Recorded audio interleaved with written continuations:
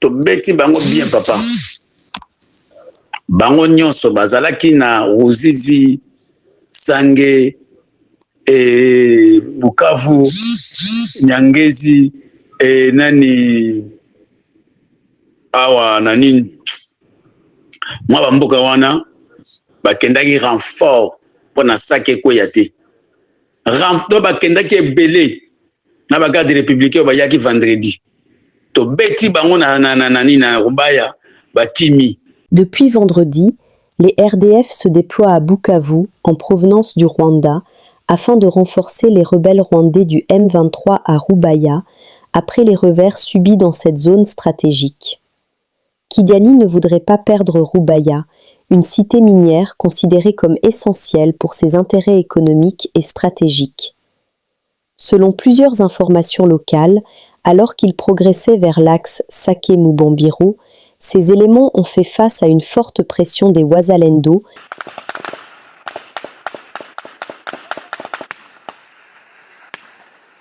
appuyés par les FARDC, provoquant d'intenses affrontements sur les lignes de front. Le Rwanda aurait également envoyé des éléments de la garde républicaine pour soutenir les rebelles du M23 dans les combats autour de Rubaya, une cité minière au cœur des tensions sécuritaires dans le nord Kivu. Pour Kigali, Rubaya représente une position hautement stratégique en raison de ses importantes ressources minières. Malgré les pertes enregistrées sur le terrain, les RDF et les rebelles du M23 continueraient de recevoir des renforts afin de maintenir leur présence dans cette zone.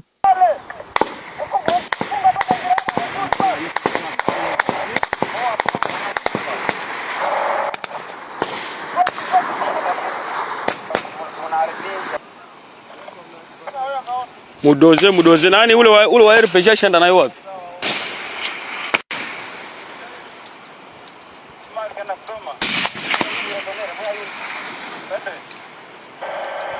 S'il vous plaît, prenez juste 1 minute pour liker et partager cette information afin qu'elle atteigne le plus grand nombre de personnes possible. Bake na Sake, na Rubaya na Sake, eza 32 km. Lelo na 11h, to côté bango na Sake. Avec Anaconda, na Tigre, na Ibu, na Wazalendo. To bandi ko beta bango, wana bigogote. Donc bagarde républicaine na bamoni libabe, ba ukomaki vendredi ba uti Rwanda, mais lelo baza bibembe. Bamoni bilibabe ba lobito yaki pona nini. Ndeko, na Sake bibembe za na Sake baso na RDC loko basali sabotage. Bibembe za na Sake ndeko nanga tika. Ibu Anaconda na ba Tigre. Non. Basali musala na Sake. Basali musala. Babo ikuto molingo ono na mi pesa na FARDC baniati yo. Tolobela Congo. C'est ce que j'avais dit. Les militaires des forces armées de la République démocratique du Congo, quand ils sont à Kinshasa, ils n'ont pas d'argent. Si le gouvernement leur envoie au Kivu, ça devient de la COP. Les femmes, détournement, ambiance, ils oublient la mission primordiale. Ils oublient. Et les autres sont en train de vendre les armes congolaises. Le gouvernement vous donne une arme pour vous protéger, pour protéger la population.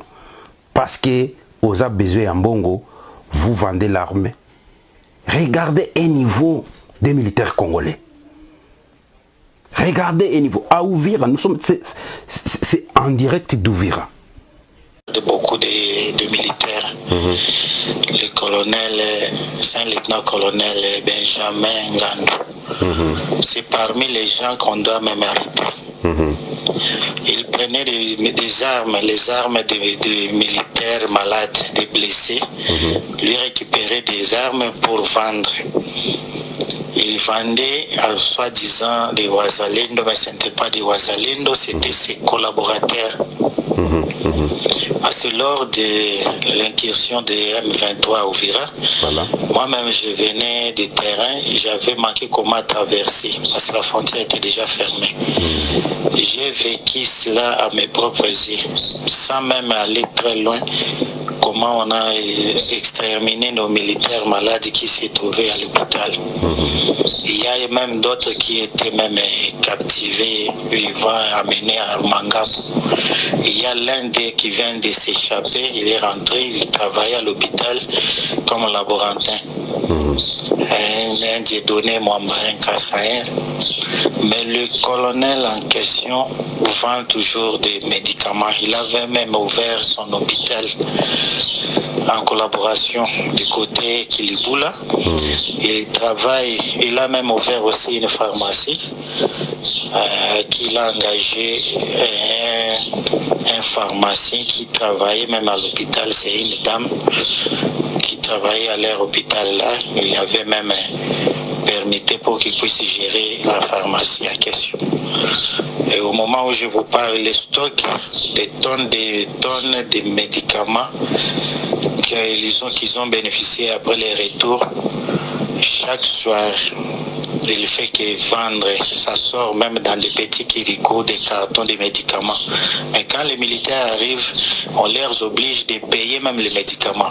Un blessé de guerre qui vient fraîchement de la guerre et il est blessé, il n'a même pas un sou. Quand vous l'obligez d'aller acheter les médicaments, vous l'envoyez à la mort ou bien vous l'envoyez au monde des vivants. Ou bien vous avez l'amour, l'intention de les sauver. Non. Pendant que le gouvernement envoie toujours des stocks de médicaments. Donc ce que nous avons vécu avec le Messie, vraiment je suis prêt à aller témoigner. Je l'avais acquis chez leur directeur de renseignement.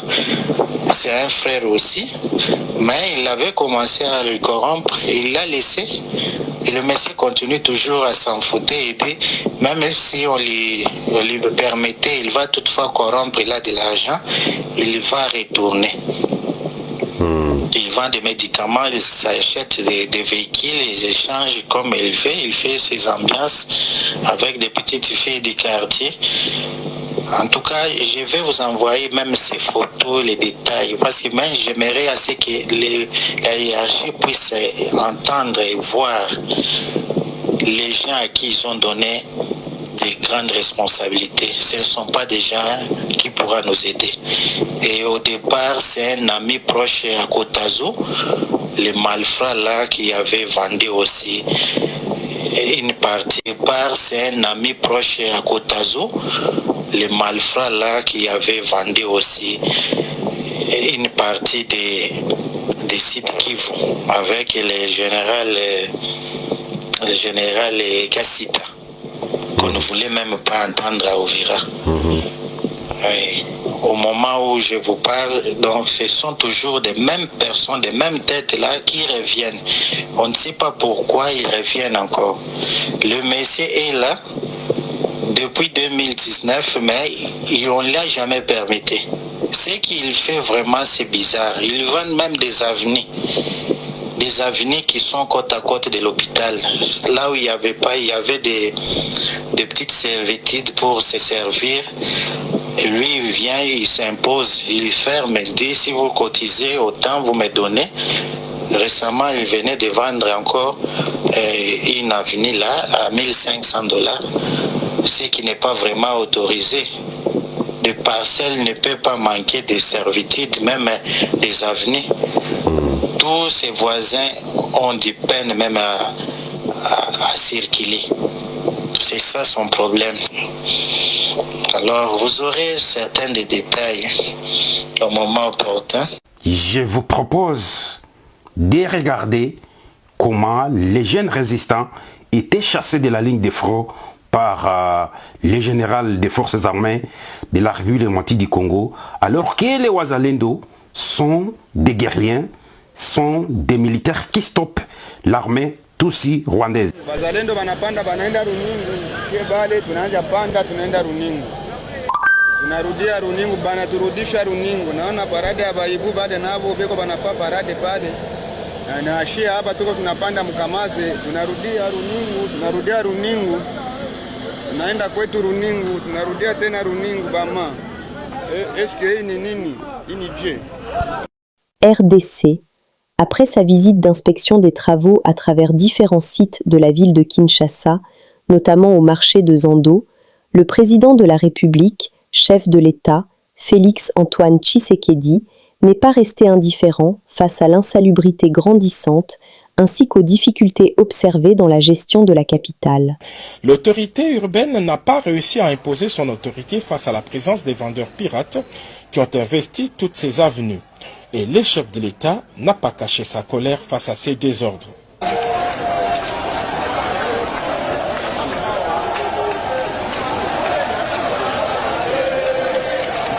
L'autre situation qui a hérité les chefs de l'État est l'assainissement du milieu. L'avenue Rwakadingi, principale voie d'accès du Grand Marché, était redevenue un dépotoir public. Quelques heures avant le passage du président de la République, Rwakadingi et toutes les avenues adjacentes étaient transformées en marché pirate où les marchandises côtoient les odeurs nauséabondes. Encore une fois, le déficit d'autorité a été fustigé.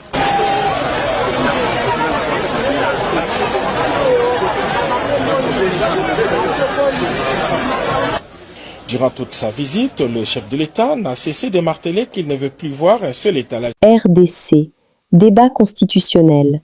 Entre la 64 et la C4, une troisième voie fait surface. C'est la C5, Coalition Article 5. Cette plateforme est l'initiative de Maître Caleb Banza, acteur de l'opposition républicaine. Objectif : sortir du face-à-face radical entre la majorité, C4, et l'opposition, C64, pour imposer un débat objectif et dépersonnalisé, centré sur l'avenir de la nation. Effectivement, nous observons de très près l'actualité politique dans notre pays. Comme vous le constatez, nous avons vu l'avènement d'une coalition dénommée C64, qui est essentiellement une coalition de certains partis de l'opposition, qui rejette totalement l'idée d'une révision ou d'un changement constitutionnel, et qui a été emboîtée par la coalition C4. Celle-là, proche du pouvoir, puisqu'initiée même par le parti au pouvoir qui est l'UDPS, et qui commence déjà à accuser certaines adhésions. Et le C4, par contre, est en train de promouvoir le changement de la Constitution. Mais ici, le C5 que nous voulons initier, ou le C5 que nous venons présenter, est la coalition du changement, la coalition du peuple, la coalition de la génération, article 5. Pourquoi? Parce que l'article 5 de la Constitution donne le pouvoir au peuple. L'article 5 de la Constitution ne donne pas le pouvoir à certains individus, qu'ils soient présidents de partis politiques ou membres de la majorité au pouvoir. Ici, notre préoccupation est celle de présenter une plateforme, une coalition de la population, mieux du peuple. Une coalition de cette jeunesse qui ne se retrouve plus dans les idées que les caciques sont en train de façonner. Les politiciens sont nombreux. D'une part, nous avons le C64 qui rejette totalement l'idée d'un changement de la Constitution. Mais lorsque nous suivons l'évolution historique de notre pays, de 2006 à ce jour, le pays ne va pas bien. Le pays va mal, il n'y a pas de développement, il n'y a pas de l'emploi. Et vous savez même que les investisseurs ne savent pas venir dans ce pays puisque le cadre juridique n'est pas sécurisant. Mais lorsqu'on parle de ce cadre juridique, on voit bien la Constitution qui est incapable de sécuriser la jeunesse, qui est incapable d'apporter la sécurité et de la garantir, qui est incapable même de contraindre les dirigeants à faire convenablement leur travail.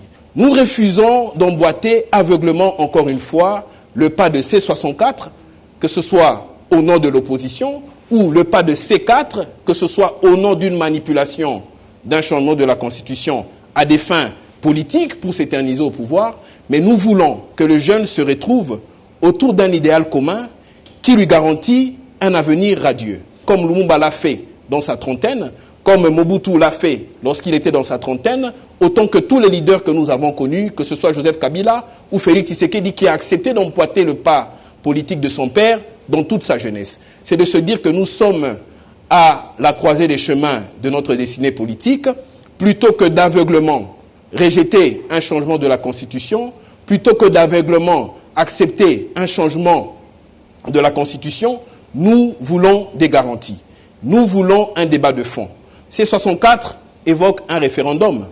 Nous voulons bien un référendum juridique, mais C5, qui est la plateforme de la génération de l'article 5, veut d'abord un référendum des idées. Nous voulons d'abord un référendum d'idées qui peuvent nous permettre de savoir dans quelle direction, dans quel sens nous allons. De sorte à ce que le changement de la Constitution, que cet acte qui est salutaire et qui peut aussi être catastrophique pour les générations futures, que ce soit un changement pris en connaissance de cause. Nous ne voulons pas que la jeunesse qui a toujours été manipulée, la jeunesse qui a toujours été utilisée par les politiciens pour manifester une certaine cohérence politique ou pour faire une démonstration de force politique, nous ne voulons pas que cette jeunesse soit encore une fois embarquée dans un concept politique, que ce soit C64 ou C4 que nous ne comprenons pas, qui en réalité vont bénéficier aux individus qui prennent le devant de ces groupes et non essentiellement à la jeunesse qui a toujours été considérée comme étant un mouton de panurge pour accompagner des appétits individualistes, et c'est ce que nous déplorons. Ici, C5 n'est pas mon idée, C5 n'est pas une structure, mais C5 est un mouvement. C5 est un mouvement puisqu'il concerne l'avenir de nos enfants, C5 est un mouvement puisqu'il concerne mon avenir, et surtout, il s'oppose aux intérêts des individus qui se servent toujours de la politique depuis 1960 à ce jour pour leur intérêt personnel et l'intérêt de leur famille au détriment de l'intérêt de la République démocratique du Congo et de ses enfants que nous sommes. Et souvent répété, j'entends ça dans les médias et tout, je me dis, bon, voilà, c'est une occasion peut-être comme nos compatriotes, observateurs, journalistes sont là, je vais quand même évoquer ce point-là. Beaucoup de gens disent souvent que la CENI a organisé les élections pendant 7 jours. J'ai entendu même un chef rebelle dire que pendant ces 7 jours-là, nous étions en train de remplir les urnes en faveur d'un candidat, en fait le candidat qui a gagné. Nous étions en train de faire cela. C'est scandaleux comme mensonge. Sincèrement, nous n'avons donné à aucun candidat une voix de plus. Les 7 jours étaient liés au fait que, comme vous le savez tous, nos élections sont tenues durant la saison de pluie. Et on avait de sérieux problèmes pour acheminer du matériel. Vous savez, le pays est immense, comme vous le savez tous. Parfois, le temps était tellement mauvais que l'hélicoptère ne pouvait pas décoller. Il y a même des situations où il y avait des tensions dans la communauté. La CENI ne pouvait pas organiser les élections. On devait attendre, on devait négocier et tout cela. Donc, les 7 jours signifient simplement que si vous n'avez pas pu voter le 20, vous allez voter le 21, sinon le 22. Mais au fond, ce n'était même pas 7 jours. Mais les gens ont trouvé un chiffre, un beau chiffre symbolique, 7, ce n'était même pas 7 jours. Ça devait être 3 ou 4 jours. Mais voilà, donc c'est comme ça que nous avons, c'est-à-dire si vous êtes à Bosso-Bolo et que dans votre bureau de vote, il n'y a pas eu vote, vous n'avez pas pu voter le 20 ou le 21, vous allez voter seulement le 22. Et le 22, on ferme. Ce n'est pas qu'après ça, on continue à voter. Non. Et d'ailleurs, nous avons sorti une décision que nous avions publiée dans le journal officiel. Rappelez-vous d'une chose. Si la CENI avait refusé de patienter, qu'est-ce qui serait arrivé? Dans un pays où vous avez un système électoral qui établit un seuil, ça va signifier que si moi, mon fief c'est à Inongo, et à Inongo, on n'a pas eu vote, et la CENI dit non, on a dit que c'est 24 heures, on arrête. Donc moi, je n'aurai pas de seuil, je vais vous attaquer à la justice. En fait, on n'avait pas le choix. On doit comprendre que dans un pays immense comme le nôtre, d'ailleurs, ce n'est même pas réaliste de dire que l'élection se tient en un jour. Mais on le fait parce qu'on ne se fait pas confiance. La nuit, qui va gérer le matériel, on ne sait pas. Donc, on s'en tient à un jour. Mais quand le vote n'a pas eu lieu, ayons la patience de permettre quand même que ceux qui n'ont pas pu voter puissent voter. Donc il faut comprendre ces choses. Ce n'est pas qu'on a un autre indicateur, parce que les gens parfois n'approfondissent pas leur réflexion. En 2018, le taux de participation, vous pouvez vérifier, le taux de participation aux élections était à peu près 42-43%. Si nous avions fait c'est-à-dire si nous avons gonflé les résultats, notre taux de participation arriverait à 70 ou 80%. Mais le taux de participation de 2023 était de 40%. C'était même moins qu'en 2018. Donc cette théorie, cette accusation est complètement erronée. Nous sommes arrivés à la fin de cette édition. Merci à vous de nous avoir suivis jusqu'ici. Si vous avez apprécié ces contenus, n'oubliez pas de vous abonner à notre chaîne, d'activer la cloche de notification pour ne rien manquer de nos prochaines vidéos. Likez et partagez cette vidéo. On se retrouve très prochainement. À bientôt.